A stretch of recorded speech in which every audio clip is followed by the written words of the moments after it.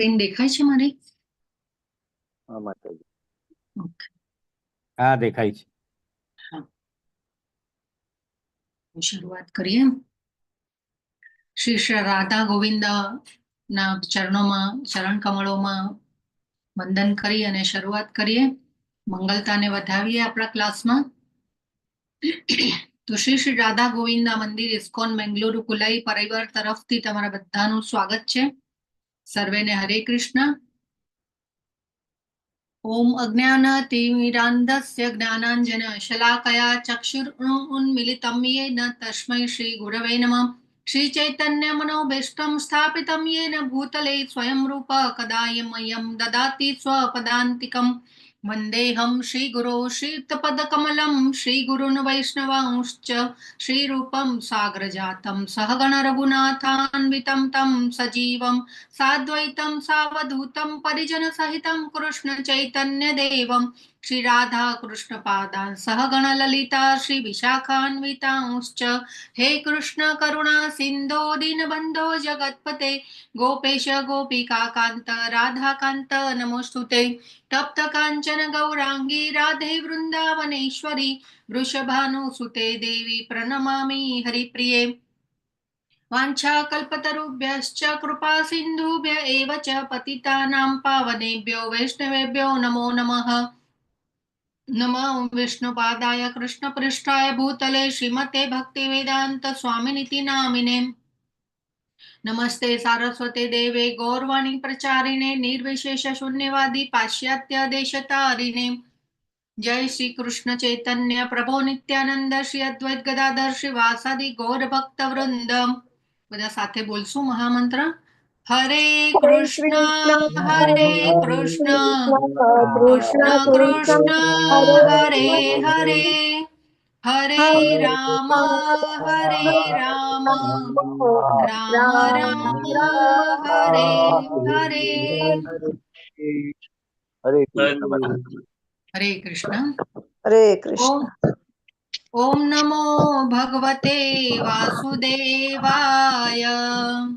ઓમ નમો ભગવતે વાસુદેવાય. ઓમ નમો ભગવતે વાસુદેવાય. ઓમ નમો ભગવતે વાસુદેવાય. ઓમ નમો ભગવતે વાસુદેવાય. ઓમ નમો ભગવતે વાસુદેવાય. નારાયણં નમસ્કૃત્ય નરં ચૈવ નરોત્તમં. નારાયણ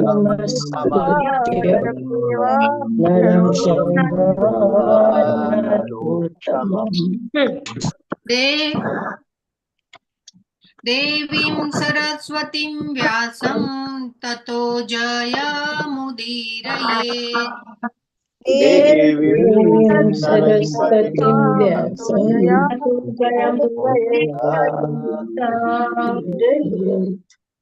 શૃण्वतां स्वकथां कृष्णः पुण्याश्रवणकीर्तनः.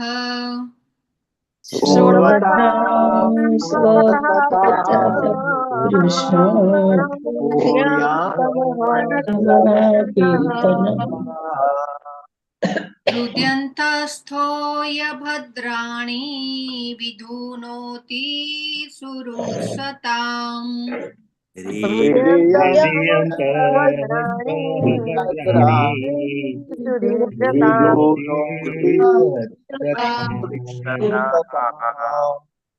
नष्टप्रायेष्व अभद्रेषु नित्यं भागवत सेवया.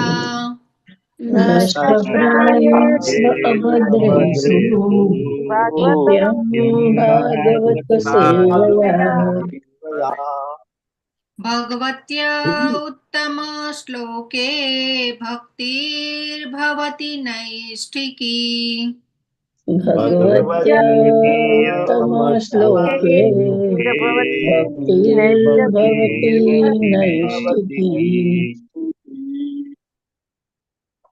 ઉત્તમ શ્લોક એવા પૂર્ણ પુરુષોત્તમ ભગવાનના ચરણ કમળોમાં નૈષ્ઠિકી ભક્તિની પ્રાપ્તિ એ જ આપણા જીવનનું પરમ લક્ષ્ય છે અને નિત્યમ ભાગવત સેવા કરવાથી આપણા જીવનમાંથી અજ્ઞાનનો અંધકાર દૂર થાય છે અને આપણે નૈષ્ઠિકી ભક્તિની પ્રાપ્તિ તરફ આગળ વધી શકીએ છીએ. હરે કૃષ્ણ પ્રભુ, આજના જપ યજ્ઞમાં જોડાયેલા ભક્તોના નામ કહેશો? હરે કૃષ્ણ માતાજી. હરે કૃષ્ણ.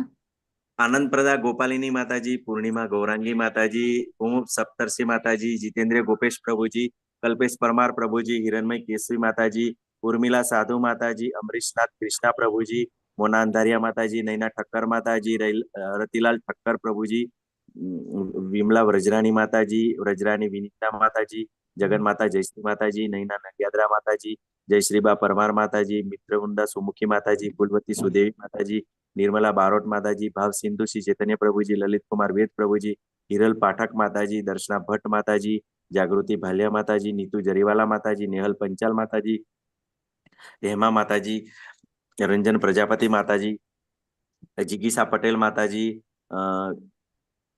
जीवेश्वर कृष्णचंद्र प्रभुजी, मोहन सिंह प्रभुजी, जिज्ञासा पित्रोड़ा माताजी અને તેમની સાથે પ્રભુજી પણ હતા. ભૂપેન્દ્રભાઈ પ્રભુજી, વિલુભા વાઘેલા પ્રભુજી, સુરેશભાઈ પ્રભુજી, ઉષાબેન માતાજી, કોમલ ગોર માતાજી, નૈનેશ કરકર પ્રભુજી, ભાવના વાઘેલા માતાજી, ગોર ગુરુનાથ પ્રભુજી, સ્વાતિ કરકર માતાજી, ચંદ્રિકા પરમાર માતાજી, શરદ વ્યાસ પ્રભુજી, અમરીશ પટેલ પ્રભુજી, કૃષ્ણા કૃપાલય પ્રભુજી, અલ્પા ગોર માતાજી, વિપિન વિલાસ કૃષ્ણા પ્રભુજી અને હેમલતા સોરઠિયા માતાજી. ટોટલ 50 હતા માતાજી. હરે કૃષ્ણ. હરે કૃષ્ણ. ખૂબ ખૂબ ધન્યવાદ પ્રભુ તમારી સેવા બદલ અને જપ યજ્ઞમાં જોડાયેલા તમામ ભક્તોને ખૂબ ખૂબ હાર્દિક અભિનંદન છે અને અભિવાદન છે એમનું.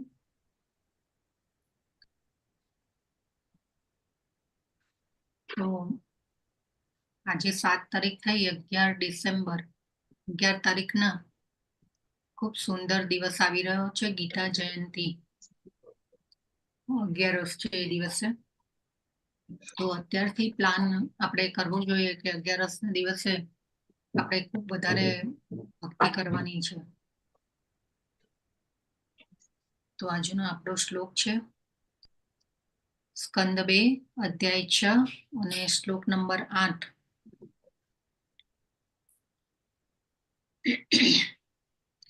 અપામ વીર્યસ્ય સર્ગસ્ય પર્જન્યસ્ય પ્રજાપતેઃ પુંસઃ શેષના ઉપસ્થસ્તો પ્રજાત્યાનંદનિવૃત્તેઃ.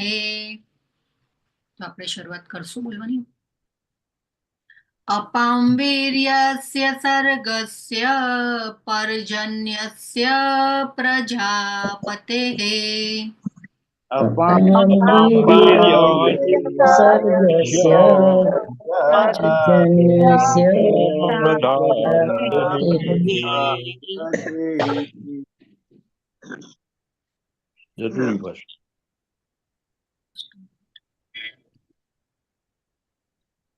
પુંસઃ શેષના ઉપસ્થસ્તો પ્રજાત્યાનંદનિવૃત્તેઃ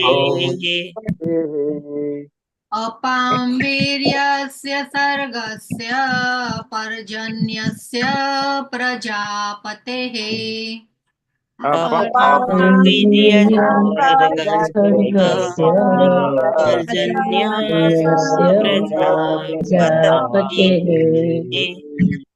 પુંસઃ શેષના ઉપસ્થસ્તો પ્રજાત્યાનંદનિવૃત્તેઃ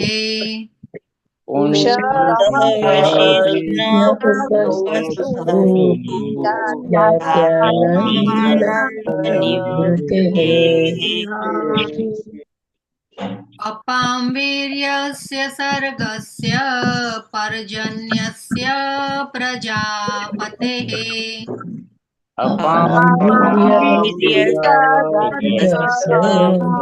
पर्जन्यस्य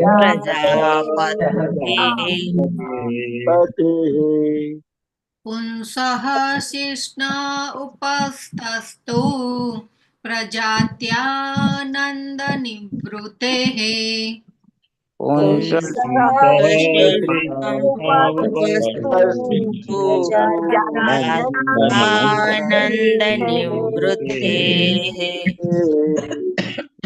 प्रभु जी वीर्यस्य सर्गस्य पर्जन्यस्य प्रजापतेः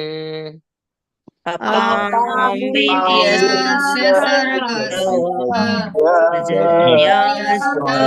प्रजापतेः पुंसः शिश्न उपस्थस्तु प्रजात्यानन्दनिवृत्तेः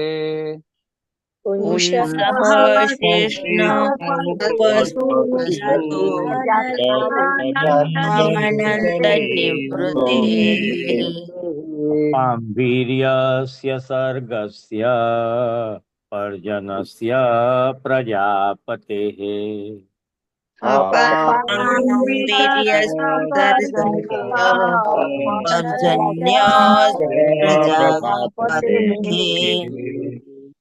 पुंसः शिश्न उपसस्तु प्रजात्यानन्दनिवृत्तेः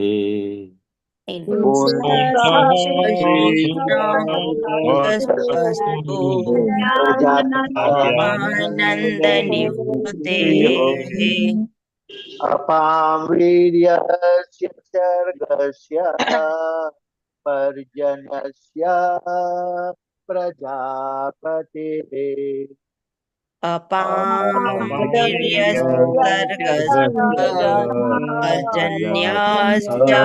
प्रजापतेः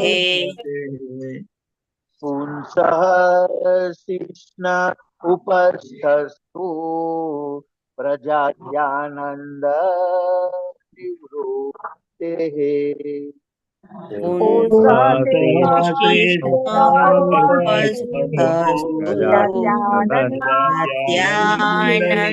निवृत्तेः अपां वीर्यस्य सर्गस्य पर्जन्यस्य प्रजापतेः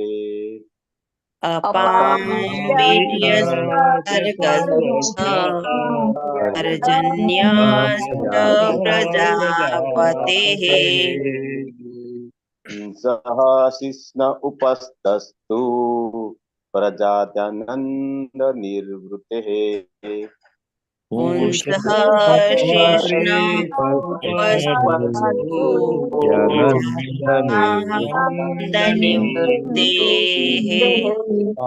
वीर्यस्य सर्गस्य पर्जन्यस्य प्रजापतेः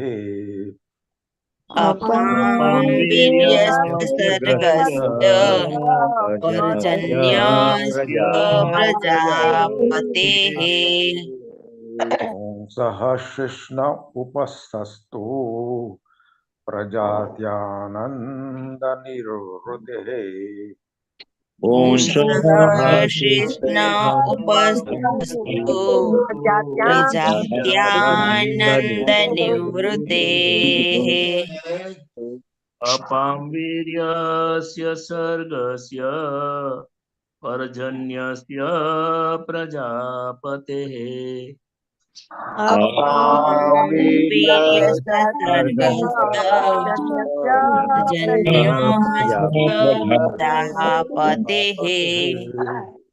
पुंसः कृष्ण उपस्थस्तु प्रजात्यानन्दनिवृत्तेः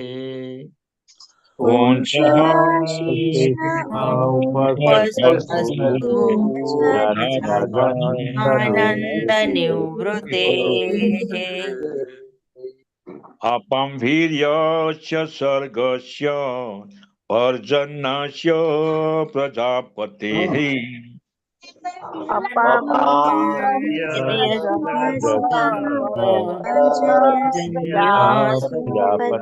प्रजापतेः पुंसः कृष्ण उपस्थस्तु प्रजात्यानन्दनिवृत्तेः पुंसः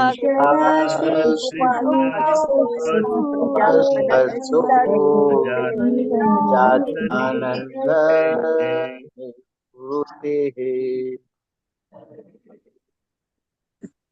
अपावीर्यस्य सर्गस्य पर्जन्यस्य प्रजापतेः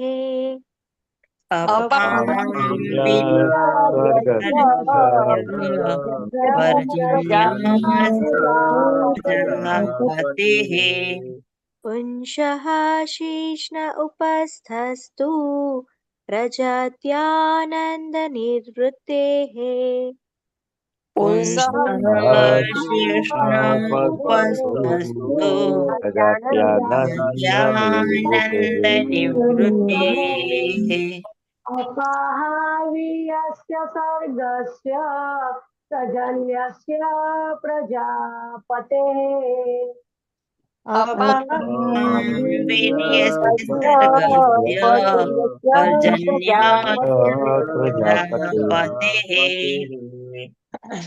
पुंसः शिष्ट उपस्थस्तु प्रजात्यानन्दनिवृत्तेः पुंसः प्रजानन्दनिवृत्तेः अपावीर्यस्य सर्गस्य पर्जन्यस्य प्रजापतेः अपावीर्यस्य सर्गस्य पर्जन्यस्य प्रजापतेः उषसि श्रानुपस्थास्तु प्रजात्यानन्दनिवृत्तेः पुंसः शीर्ष्ण उपस्थस्तु प्रजानन्दनिवृत्तेः अपावीर्यस्य सर्गस्य पर्जन्यस्य प्रजापतेः अपावीर्यस्य सर्गस्य पर्जन्यस्य प्रजापतेः पुंसः शीघ्न उपस्थस्तु प्रजात्यानन्दनिवृत्तेः पुंसः शीर्ष्ण उपस्थस्तु प्रजात्यानन्दनिवृत्तेः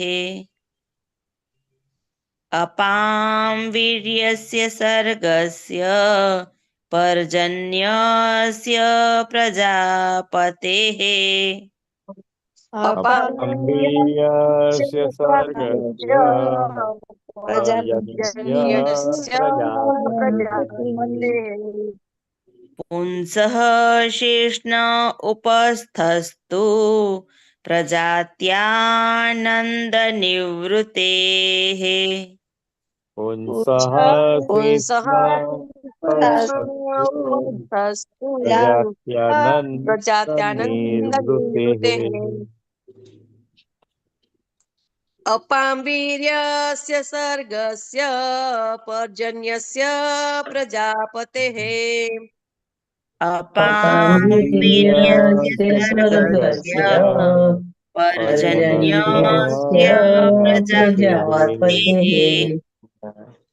पुंसः शिष्ण उपस्थस्तु प्रजात्यानन्दनिवृत्तेः पुंसः शीर्ष्ण उपस्थस्तु प्रजात्यानन्दनिवृत्तेः अपावीर्यस्य सर्गस्य पर्जन्यस्य प्रजापतेः अपावीर्यस्य सर्गस्य पर्जन्यस्य प्रजापतेः पुंसः शिष्ण उपस्थस्तु प्रजात्यानन्दनिवृत्तेः पुंसः शेष्ण उपस्थस्तु प्रजात्यानन्दनिवृत्तेः अपां वीर्यस्य सर्गस्य पर्जन्यस्य प्रजापतेः अपां वीर्यस्य सर्गस्य पर्जन्यस्य प्रजापतेः पुंसः शिष्ण उपस्थस्तु प्रजात्यानन्दनिवृत्तेः पुंसः शेष्ण उपस्थस्तु प्रजात्यानन्दनिवृत्तेः अपां वीर्यस्य सर्गस्य पर्जन्यस्य प्रजापतेः अपां वीर्यस्य सर्गस्य पर्जन्यस्य प्रजापतेः पुंसः शिष उपस्थस्तु प्रजात्यानन्दनिवृत्तेः पुंसः शेष्ण उपस्थस्तु प्रजात्यानन्दनिवृत्तेः अपां वीरस्य सर्गस्य पर्जन्यस्य प्रजापतेः अपां सर्गस्य पर्जन्यस्य प्रजापतेः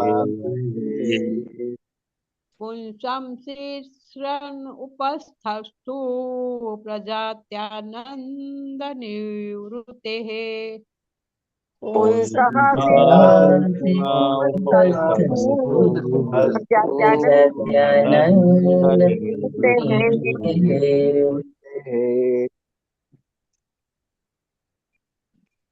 ખૂબ ખૂબ ધન્યવાદ બધા ભક્તોનો.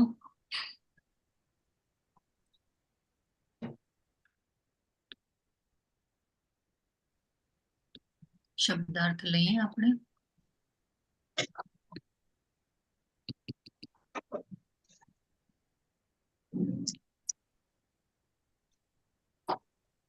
અપામ પાણીનું,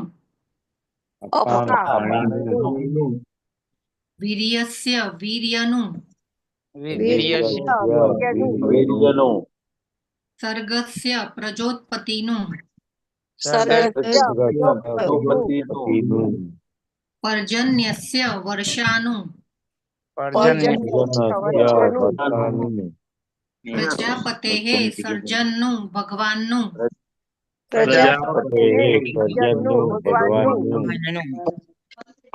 શિષ્ણઃ જનનેન્દ્રિય,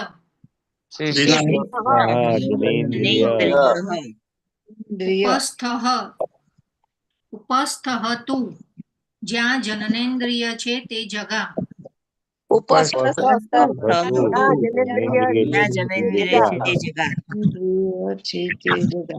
પ્રજાતિ જનનને લીધે,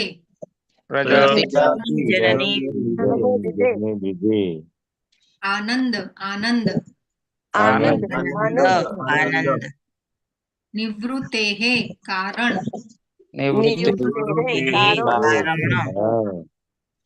અનુવાદ શીલા પ્રભુપાદ દ્વારા. શીલા પ્રભુપાદની જય. ભગવાનની જનનેન્દ્રિયમાંથી પાણી, વીર્ય, પ્રજોત્પાદકો, વર્ષા અને પ્રજાપતિઓ ઉદ્ભવે છે. તેમના જનનાંગ આનંદના કારણ છે અને તે જનનના કષ્ટનું નિવારણ કરે છે. તો ભાવાર્થ માટે 3 જણાએ હેન્ડ રેઝ કર્યો છે. જેને શોર્ટ પીરિયડમાં જેને ન વાંચ્યો હોય એ વાંચો. આજકાલમાં જેને ન વંચાવ્યો હોય એ ભક્ત વાંચી શકે છે.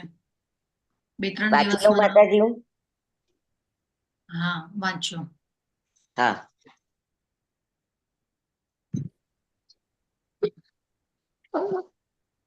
હરે કૃષ્ણ. માતાજી, શીલા પ્રભુપાદ કી જય. ભાવાર્થ. જનેન્દ્રિયો તથા જનનો આનંદ કૌટુંબિક જવાબદારીના કષ્ટનું નિવારણ કરે છે. જો ભગવત કૃપાથી જન્નાગુની સપાટી પર એક આનંદદાયક પદાર્થનું આવરણ ન હોત તો જનન ક્રિયા સમાપ્ત થઈ જાય. આ પદાર્થ એવો પરખર આનંદ આપે છે કે એનાથી કૌટુંબિક જવાબદારીનું કષ્ટ ભૂલાઈ જાય છે. પુરુષ આ આનંદદાયક પદાર્થથી એટલો તો મૃત થઈ જાય છે કે તે એક સંતાનને જન્મ આપી સંતુષ્ટ થતો નથી, પરંતુ સંતાનોની સંખ્યા વધારતો જાય છે અને માત્ર આ આનંદપ્રદ વસ્તુને કારણે જ સંતાનોના પાલન પોષણનું જોખમ ઉઠાવે છે. આ આનંદપ્રદ વસ્તુ મિથ્યા નથી હોતી, કારણ કે તે ભગવાનના દિવ્ય દેહમાંથી ઉદ્ભવે છે. બીજા શબ્દોમાં કહી શકાય કે આ આનંદપ્રદ પદાર્થ એક વાસ્તવિકતા છે, પરંતુ ભૌતિક સત્સંગ દોષને કારણે તે વિકૃત સ્વરૂપમાં છે. પ્રાકૃત જગતમાં ભૌતિક સત્સંગને કારણે વિષય જીવન અનેક દુઃખોનું કારણ બને છે.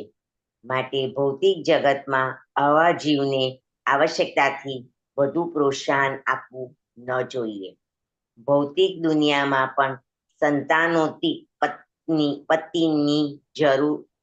ઉત્પત્તિની જરૂર છે જ, પરંતુ સંતાનોત્પત્તિનું આ કાર્ય આધ્યાત્મિક મૂલ્યોની પૂરેપૂરી જવાબદારીપૂર્વક કરવું ઘટે. ભૌતિક જીવનની મનુષ્ય યોનિમાં જીવનમાં આધ્યાત્મિક મૂલ્યો પામી શકાય છે. મનુષ્યએ આધ્યાત્મિક મૂલ્યોના સંદર્ભમાં કુટુંબ નિયોજન અપનાવવું જોઈએ,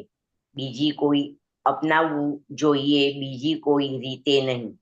ગર્ભ નિરોધક સાધનોના ઉપયોગથી કરાતું કુટુંબ નિયોજન અત્યંત ઘૃણાસ્પદ છે અને શારીરિક સંસર્ગ દોષનો અતિ સ્થૂળ પ્રકાર છે. આ સાધનોનો ઉપયોગ કરનારા ભોગવાદીઓ આધ્યાત્મિક મૂલ્ય સમજ્યા વિના જન્નાર્થ ઉપરના આવરણની આનંદપ્રદ પ્રશક્તિનો કૃત્રિમ ઉપાય વડે પૂરો ઉપયોગ કરવા ઈચ્છે છે. આધ્યાત્મિક મૂલ્યોના જ્ઞાન વિના જ અલ્પબુદ્ધિ મનુષ્ય જનનાંગોના માત્ર ભૌતિક ઇન્દ્રિય સુખનો જ ઉપભોગ કરવાનો પ્રયત્ન કરે છે. હરે કૃષ્ણ. માતાજી, શીલા પ્રભુપાદ કી જય. હરે કૃષ્ણ. ખૂબ ખૂબ ધન્યવાદ માતાજી તમારી સેવા બદલ.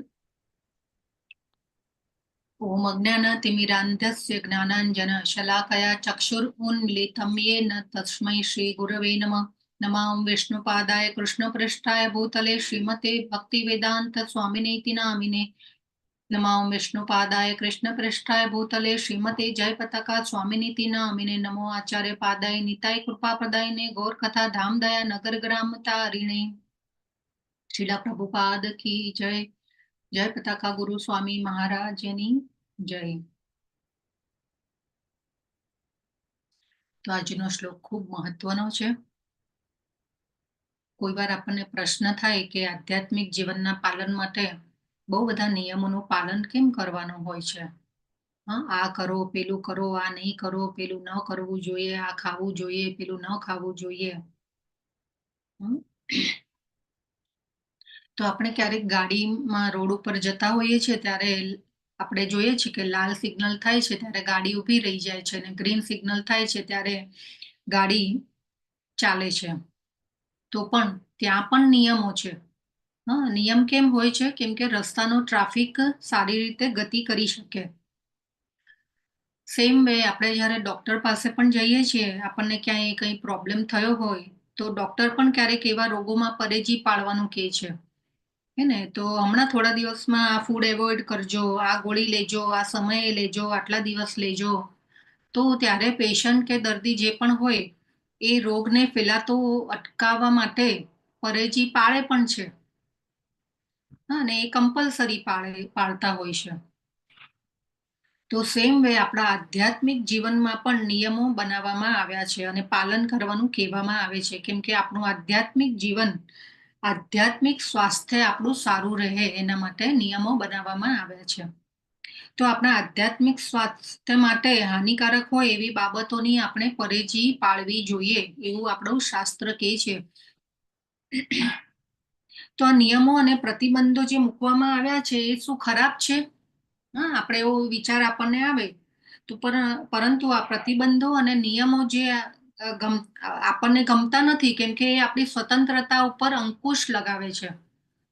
આ પ્રતિબંધો અને નિયમો જે આપવામાં આવેલા છે, તો આ પ્રતિબંધો અને નિયમો હંમેશા ખરાબ હોતા નથી, કેમ કે તે આપણને હાનિ અને નુકસાનથી બચાવે છે.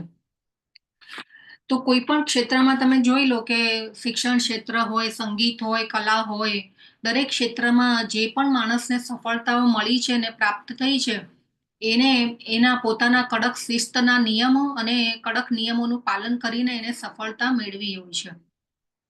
તો એવી રીતે જ આધ્યાત્મિક જગતમાં પણ ધર્મના 4 શિષ્ટાચાર રૂપી નિયમો આપણી આધ્યાત્મિક જગતની યાત્રાને સરળ બનાવવામાં મદદ કરે છે.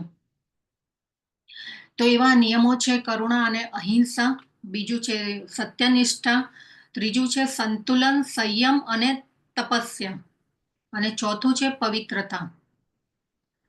તો ભૌતિક આનંદ દ્વારા આત્મા ક્યારેય સુખી બની શકતો નથી. તો આ દુનિયામાં આપણે જોઈએ કે જાતીય જીવનને સૌથી મોટો આનંદ માનવામાં આવે છે, કેમ કે તે આપણી પાંચેય ઇન્દ્રિયોને ખૂબ સંતુષ્ટ કરે છે, એક સાથે સંતુષ્ટ કરે છે. તો જાતીય જીવનનું આકર્ષણ છે દરેક જીવ માટે આ દુનિયામાં ટકી રહેવા અને પ્રગતિ માટે એક જબરજસ્ત પ્રેરક બળ માનવામાં આવે છે. પરંતુ શાસ્ત્રોએ માનવને સામાજિક સ્થિરતા માટે માત્ર પવિત્ર અને પ્રતિબદ્ધ સંજોગોમાં જ શારીરિક સંબંધની છૂટ આપી છે. જો આ કાર્ય ભગવાનની સેવા તરીકે કરવામાં આવે તો દિવ્ય બની જાય છે અને આપણને શારીરિક, ભાવનાત્મક અને આધ્યાત્મિક સંતોષ આપે છે. હંમેશા માણસની એક નીડ હોય છે, જરૂરિયાત હોય છે. એક છે ફિઝિકલ નીડ, ઇમોશનલ નીડ અને આધ્યાત્મિક નીડ. તો ભગવદ્ ગીતાના 7મા અધ્યાયના 11મા શ્લોકમાં પણ ભગવાન સમજાવે છે અને ભગવાન કહે છે કે હે ભરત શ્રેષ્ઠ અર્જુન, ધર્મના સિદ્ધાંતોની વિરુદ્ધનું ન હોય તેવું જાતીય જીવન હું જ છું, એવું ભગવદ્ ગીતામાં ભગવાન સમજાવે છે. તો આવા આધ્યાત્મિક કાર્ય દ્વારા જન્મેલા બાળકો તેમના પરિવાર, સમાજ અને વિશ્વ માટે એક મહાન વરદાન સાબિત થાય છે. પ્રભુપાદ પણ હંમેશા કહે છે કે જાતીય જીવનનો ઉપયોગ કૃષ્ણ ભાવનામૃત વાળા બાળકો ઉત્પન્ન કરવા માટે કરવો જોઈએ, એ આપણી ઇન્દ્રિય તૃપ્તિ માટે નથી.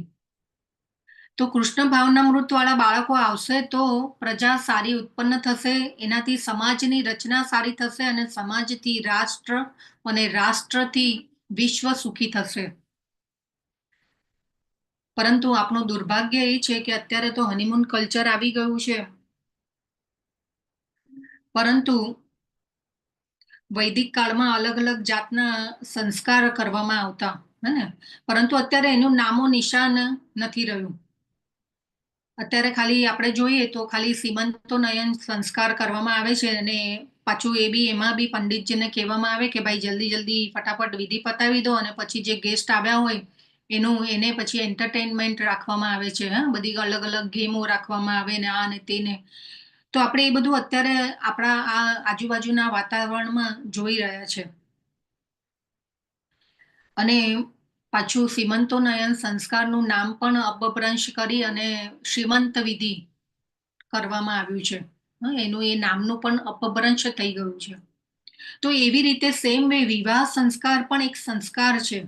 તો વિવાહ સંસ્કાર વખતે પતિ પત્ની જોડાય છે અને સંસારની શરૂઆત થાય છે. તો ગૃહસ્થ આશ્રમની શરૂઆત થાય છે, પરંતુ અજ્ઞાન અને આધ્યાત્મિકતા વગરનો જે ગૃહસ્થ આશ્રમ હોય છે એ ગૃહમેધી જીવન તરફ આગળ વધે છે. આપણે જાણી ગયા છે ગૃહસ્થ અને ગૃહમેધી વચ્ચેનો ફરક શું છે એ આપણે બધા જાણી ગયા છીએ. તો જેવો સ્ત્રી સાથે સંયોગ થયો કે પ્રભુપાદ કહે છે કે ભાઈ મારી પત્ની, મારા બાળકો, મારું ઘર, અને પછી તો સંઘર્ષ ચાલુ થાય છે. અને એ સંઘર્ષ કરવામાં જીવન ક્યાં વ્યતીત થઈ જાય છે ખબર પડતી નથી. પરંતુ આત્માનો સ્વભાવ છે પ્રેમ કરવો અને સેવા કરવી. તો જ્યારે બાળક નાનું હોય છે ત્યારે માતા પિતામાં પ્રેમ શોધે છે.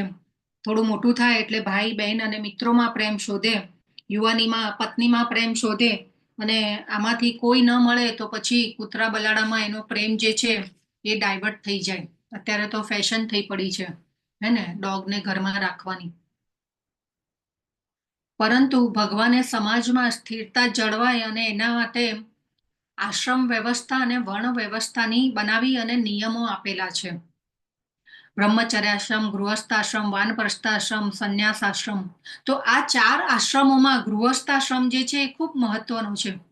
મહાભારત ગ્રંથમાં ગૃહસ્થાશ્રમ ઉપર ખૂબ જ ભાર મૂકવામાં આવ્યો છે. અને ગૃહસ્થાશ્રમ થકી ક્રિએશન જો ન થયું હોય તો બીજા 3 આશ્રમોની જેને કહેવાય ને કે બહુ મહત્વ ન રહે. તો જે ક્રિએશન થઈ રહ્યું છે એ ગૃહસ્થાશ્રમ થકી થાય છે. તો આ કામની જે ઉત્પત્તિ ભગવાને ક્રિએશન થઈ શકે એના માટે રચાયું છે. કામ ખરાબ નથી. તો ભગવાન થકી જે પણ રચના થઈ છે એની પાછળ કોઈ ને કોઈ હેતુ હોય છે. પ્રભુપાદ ભાવાર્થમાં સમજાવે છે કે જો ભગવત કૃપાથી જનનાંગોની સપાટી પર એક આનંદદાયક પદાર્થનું આવરણ ન હોત તો જનન ક્રિયા સમાપ્ત થઈ ગઈ હોત, હે ને. તો આ આનંદપ્રદ વસ્તુ જે છે એ મિથ્યા નથી, કેમ કે તે ભગવાનના દિવ્ય દેહમાંથી ઉદ્ભવી છે. અને આ આનંદપ્રદ પદાર્થ જે છે એ વાસ્તવિકતા છે, પ્રભુપાદ સમજાવે છે. પરંતુ ભગવાન સાથેના પ્રેમને આ ભૌતિક જગતમાં ભગવાન સાથેના પ્રેમના શુદ્ધ સ્વરૂપને આ વિકૃત સ્વરૂપ આપવામાં આવેલું છે. તો કામ જ્યારે પોતાને કેન્દ્રમાં રાખીને કરાય છે ત્યારે એ કામ છે, પરંતુ ભગવાનને કેન્દ્રમાં રખાય છે ત્યારે એ પ્રેમ છે. તો પ્રેમ અને લવના નામ પર આ સંસારમાં ખૂબ શોષણ થઈ રહ્યું છે આજકાલ, હે ને. પરંતુ કામ અને પ્રેમ વચ્ચે બહુ મોટું અંતર છે. તો ગૃહસ્થ આશ્રમમાં રહીને પણ જો આધ્યાત્મિકતા સાથે, જ્ઞાન સાથે, ક્લેરિટી સાથે અને પતિ પત્નીના અન્ડરસ્ટેન્ડિંગ સાથે જો જીવન ચાલતું હોય તો એ ભગવાન પાસે પહોંચવાનો માર્ગ જે છે એ આપણો ખૂબ સુંદર રીતે અને સરળ થઈ જાય છે. પરંતુ જો સેન્ટરમાં ઇન્દ્રિય તૃપ્તિ હોય તો એ બંધનનું કારણ બને છે. ભાગવતમમાં અનેક દાખલાઓ છે કે જેઓએ ગૃહસ્થાશ્રમમાં રહી અને ભગવાનને પામ્યા છે.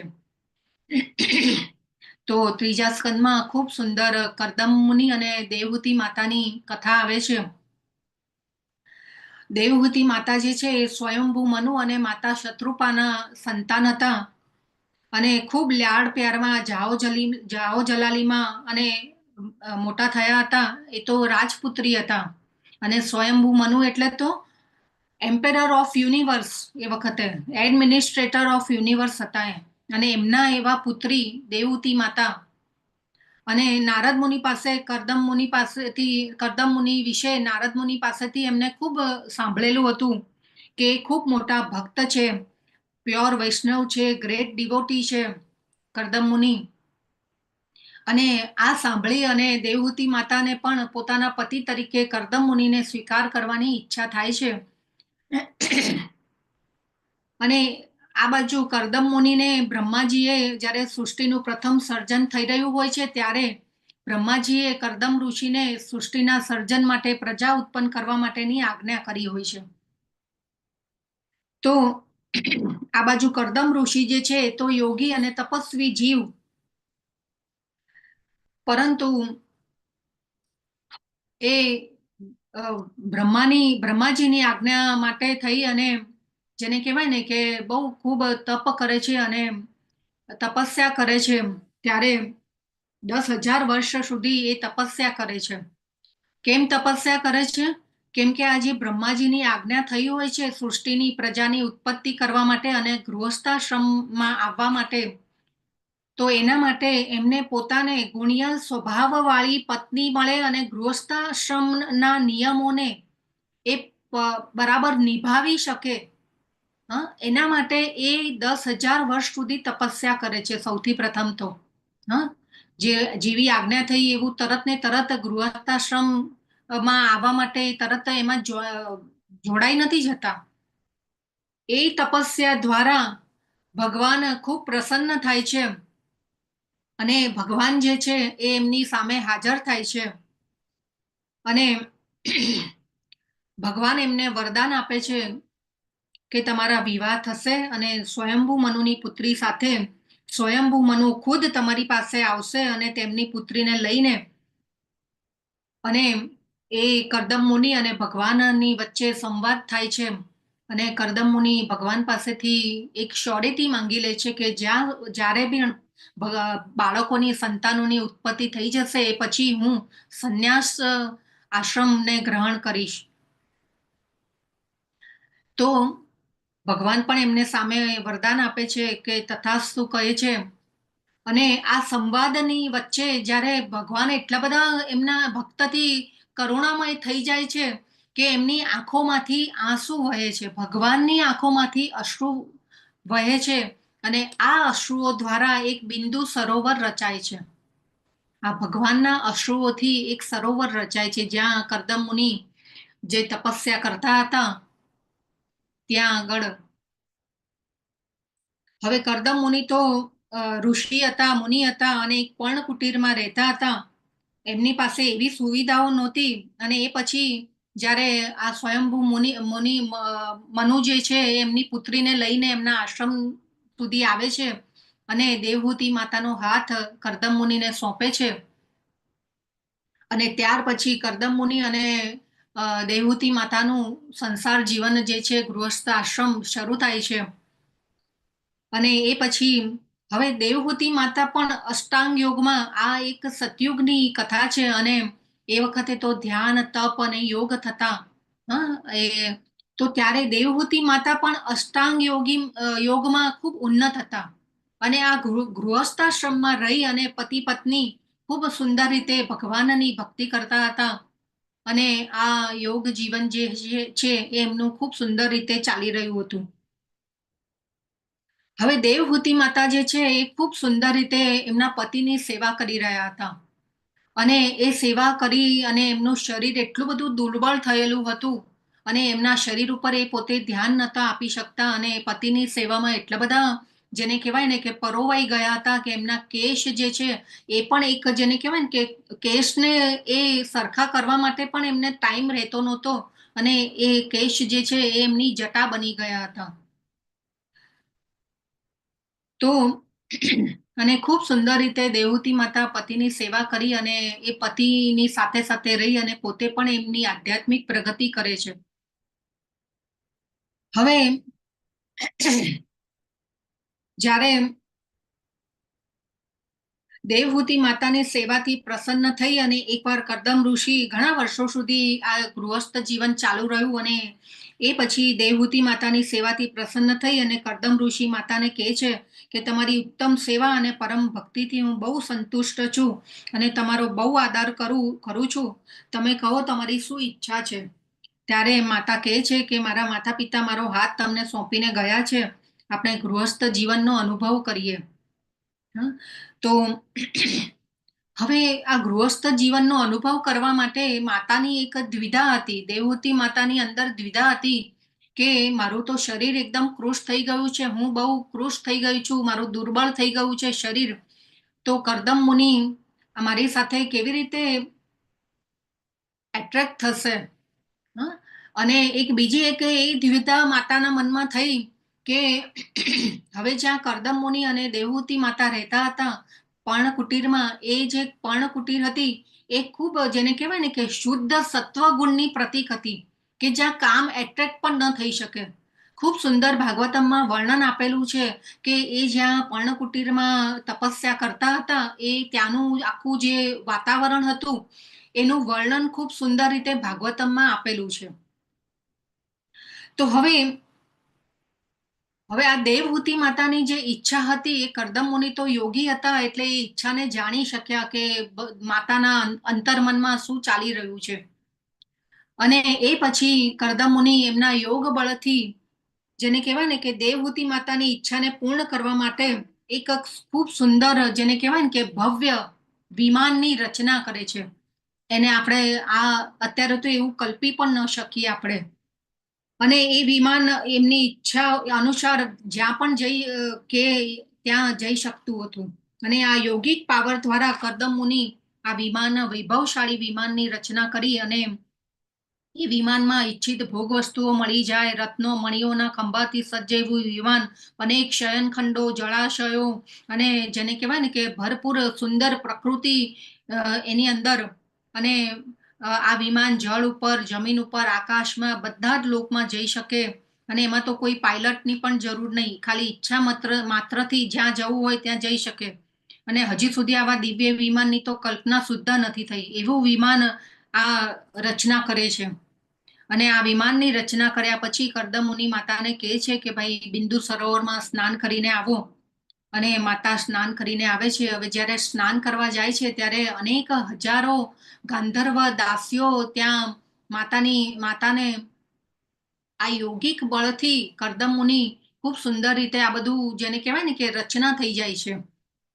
અને દેવહૂતિ માતાને સુંદર રીતે શણગાર કરે છે અને શૃંગાર કરે છે.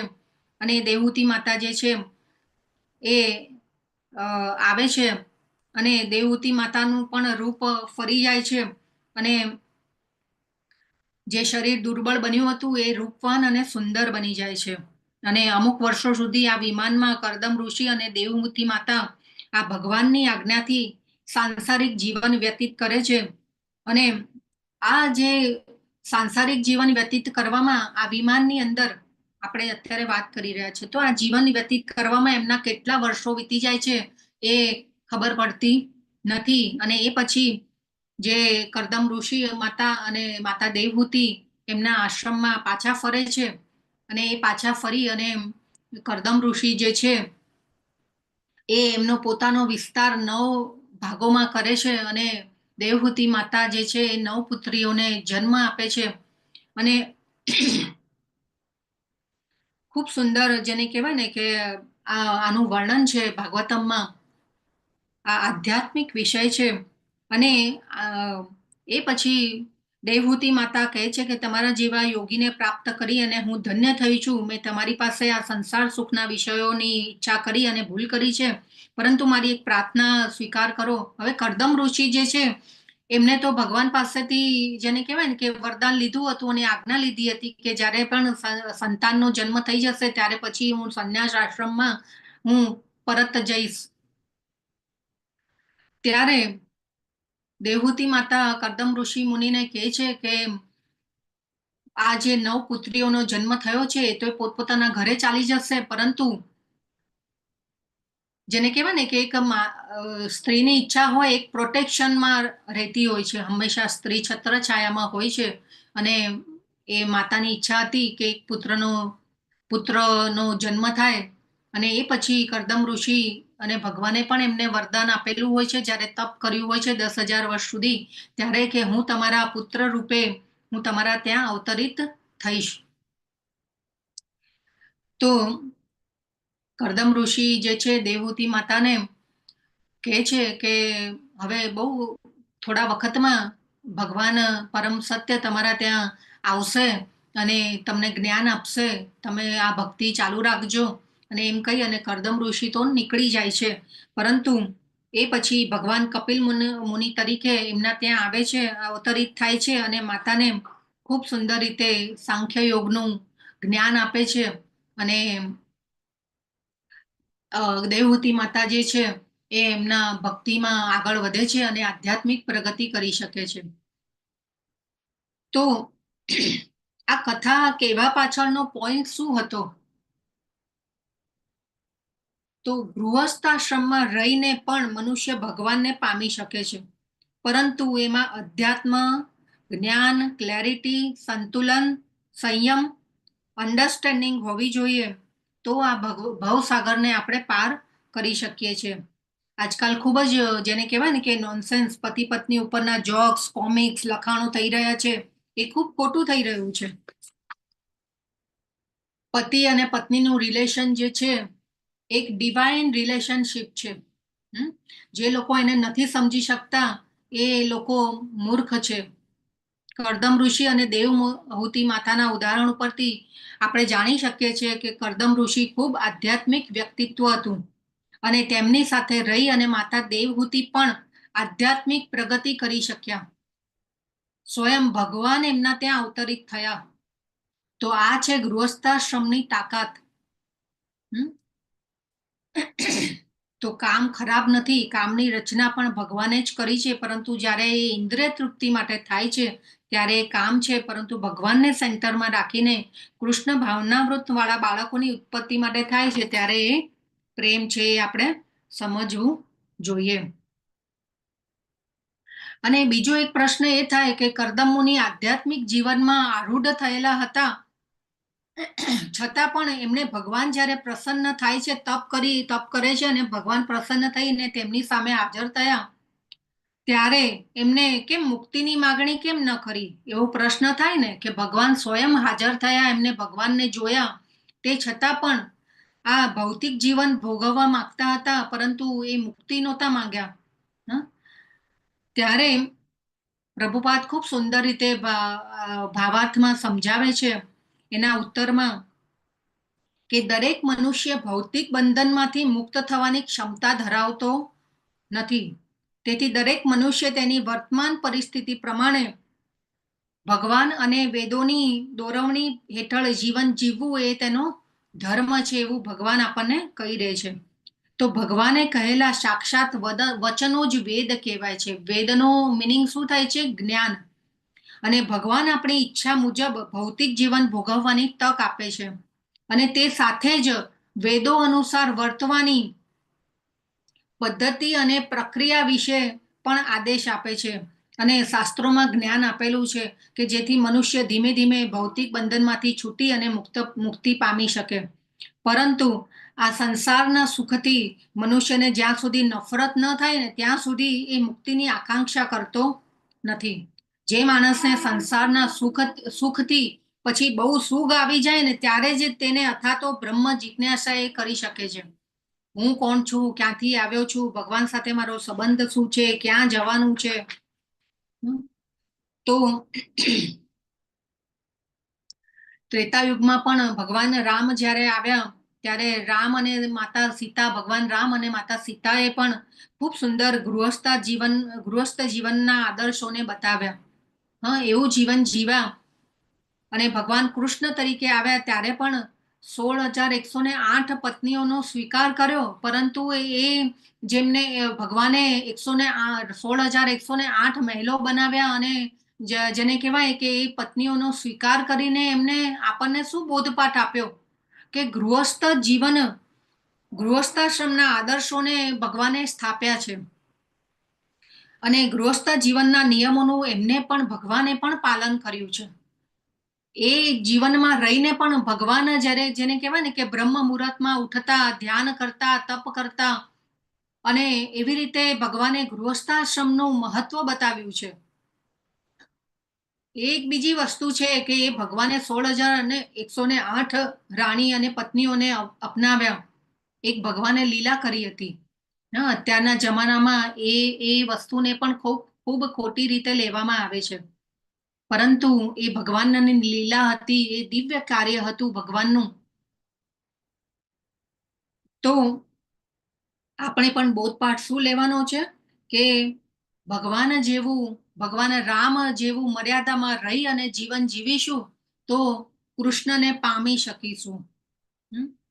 તો આ અધ્યાયના શ્લોકનો આજનો સાર શું હતો કે કામ જે છે એ ભગવાન થકી જ ઉત્પન્ન થયું છે, અને ભગવાન થકી જ બધું ઉદ્ભવ થયેલું છે તે એ મિથ્યા નથી, એ વાસ્તવિકતા છે. અને આપણે પણ આપણા બધા જ તમે હું જે આપણે બધા ભક્તો છીએ એ ગૃહસ્થાશ્રમમાં છીએ. અને જો ગૃહસ્થાશ્રમમાં ક્લેરિટી સાથે આપણે જ્યારે જઈએ છીએ, જ્ઞાન અને આધ્યાત્મિકતા સાથે જઈએ છીએ, તો આપણે ભગવાનને ગૃહસ્થાશ્રમમાં પણ ભગવાનને પામી શકીએ છીએ. તો બીજું એ છે કે પાણી અને પ્રજોત્પાદકો વર્ષા ભગવાનમાંથી જ ઉદ્ભવ થયેલું છે. હા, તો પાણી જે છે આપણે જોઈએ છે, સમુદ્રો, મહાસાગરો, નદીઓ જે છે એનું પણ મહત્વ આપણે સમજી ગયા છીએ. મહાસાગરો, નદીઓ પણ આપણા જીવનમાં ઉપયોગી છે. નદીઓનું પાણી, મહાસાગરોનું પાણી તો બહુ ખારું હોય છે, નદીઓનું પાણી બહુ મીઠું હોય છે. એ ખેતીના ઉપયોગમાં લેવાય છે. હા, તો અને એક વસ્તુ તમે કદાચ માર્ક કરી હશે કે જ્યારે મહાસાગરનો જે કિનારો હોય છે, સમુદ્રનો કિનારો હોય છે, એ સમુદ્રના કિનારાને વટાવીને એ પાણી આગળ કેમ નથી આવતું? એવો ક્યારે આપણને વિચાર આવ્યો છે કે મહાસાગરનો જે દરિયા કિનારો હોય, કેમ આપણે બધા ત્યાં ગામો વિકસેલા હોય છે, શહેરો વિકસેલા હોય છે, પરંતુ એ પાણી ત્યાંથી ઓળંગીને એ કેમ ગામોમાં અંદર નથી આવી જતું, શહેરોમાં અંદર નથી આવી જતું? તો એ એક ભગવાનની શક્તિ છે. જ્યારે પણ આપણે સમુદ્ર કિનારે જઈએ, એવા નદી કિનારે જઈએ, પાણી પણ એ ભગવાનથી ઉત્પન્ન થયેલું છે, ત્યારે આપણે ત્યાં તો ખાસ માળા અને ભગવાનનું નામ લેવું જોઈએ. જ્યારે પણ સમુદ્ર કિનારે જાઓ અને ત્યારે પણ આપણે હંમેશા આ ભગવાનની માળા કરવી જોઈએ. તો આ બધું આપણે ધ્યાનમાં રાખવું જોઈએ. અને ખૂબ સુંદર રીતે આજનો બહુ શ્લોક મહત્વનો છે અને એના ઉપર આપણે ચિંતન અને મનન કરવું જોઈએ. તો આ સાથે આજે આપણા ક્લાસનો આપણે એન્ડ કરીએ. વાંછા કલ્પતરુભ્યશ્ચ કૃપા સિંધુભ્ય એવ ચ પતિતાનાં પાવનેભ્યો વૈષ્ણવેભ્યો નમો નમઃ. અનંત કોટિ વૈષ્ણવ વૃંદ કી જય. श्रीला प्रभुपाद की जय. ग्रंथराज श्रीमद् भागवतम की जय. सद्गुरुदेव की जय. हरे हरे कृष्ण हरे कृष्ण कृष्ण कृष्ण हरे हरे, हरे राम हरे राम, राम राम हरे हरे. हरे कृष्ण हरे कृष्ण. हरे कृष्ण माता जी प्रणाम. प्रणाम, दंडवत प्रणाम બધા ભક્તોને. दंडवत प्रणाम. हरे कृष्ण माताजी. हरे कृष्ण. हरे कृष्ण. અમરીશ પ્રભુ આજના છે નથી સુદામા માતા, શિવમ? કોઈ નથી. ઓકે, ચાલો બધાને હરે કૃષ્ણ. ખૂબ ખૂબ ધન્યવાદ બધાને જોડાવા બદલ. પૂંછનો શું શબ્દાર્થ થાય? પૂંછનો નથી આપ્યો ને માતાજી? શું કહો છો પ્રભુ? પૂંછ એટલે શું એકચ્યુઅલી? શિષ્ણનો વાત તો શિષ્ણની આગળ પૂંછ શ્લોકમાં છે. હા, શ્લોકમાં પુંસઃ એટલે આઈ થિંક મનુષ્ય માટે વપરાય છે. સવય પુંસા પરો ધર્મો. એ શ્લોક કયામાં આવે છે? પુંસનો શબ્દ બે ત્રણ વાર આવી ગયો. પુંસઃ. ના આપણે એક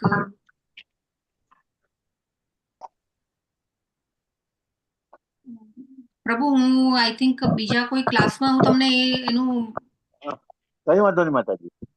હા, આપણે જરૂર આપણે ક્લેરિટી કરીશું પ્રભુ. હા, એનો શબ્દ નથી. હા, પણ અહીંયા આઈ થિંક પુંસઃ શિષ્ણ ઉપસ્થસ્તુ જે છે ને, એટલે કે આઈ થિંક ભગવાન માટે જ વપરાયો હશે એ શબ્દ. આ શ્લોકમાં એવું કઈ બતાવે છે.